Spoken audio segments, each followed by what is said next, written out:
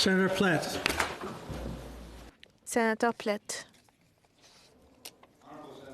Honorable sénateur, le 8 janvier 2020 est une date qui restera dans nos cœurs et dans notre esprit. Ce jour-là, personne n'aurait pu imaginer la tragédie qui allait se produire. À 5h15 le matin, heure de Téhéran, le vol PS-752 devait s'envoler. Mais plus tôt, ils ont attendu retard d'1 heure. Il n'y avait aucun moyen de le savoir, mais ces 176 personnes allaient vivre la dernière heure de leur vie. À 6h12, le vol 752 a décollé de l'aéroport international de Téhéran et devait atterrir à Kiev à 8 heures, heure locale. Mais le vol ne s'y est jamais rendu.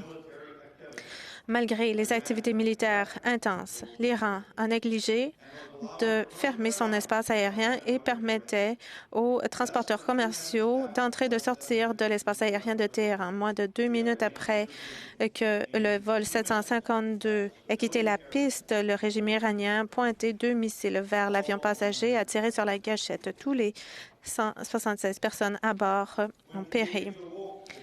Quand les Canadiens ont appris la terrible nouvelle, nous ne savions pas à l'origine quelle était l'ampleur de notre perte. Mais alors que les noms, l'identité de ceux qui ont perdu la vie devenus connus, notre pays était sous le choc. Des 167 passagers, 138 revenaient au Canada, se dirigeaient vers le Canada.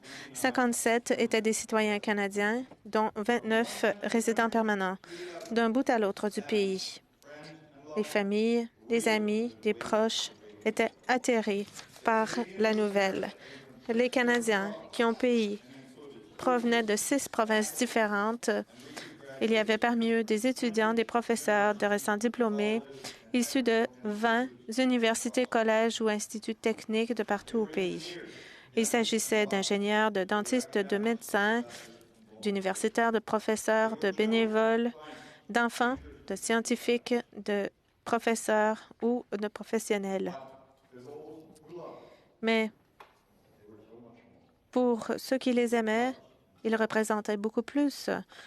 Il s'agissait de leur mère, de leur père, de leurs frères, leurs sœurs, leur époux, leur épouse, leurs fils, leurs filles.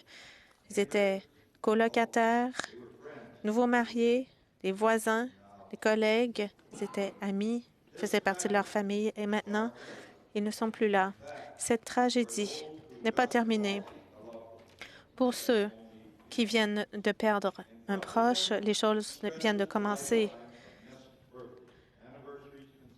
Il y aura, pendant toute leur vie, des anniversaires ratés et chaque jour, ils verront leur siège vide à la table de la salle à manger, des photos qui leur rappelleront leur perte. Il n'y a pas de mots pour adoucir une telle perte. On ne peut essayer d'atténuer leur deuil. Aucun discours ne peut atténuer ou combler leurs besoins, de leur dire qu'ils les aiment ou de prendre un petit peu plus de temps pour un dernier câlin aux familles qui pleurent leurs amis ou qui sont en deuil. Nos mots ne peuvent pas diminuer votre perte, mais vous êtes dans nos pensées. Que Dieu vous entoure de son amour éternel et qu'il vous appuie dans votre deuil.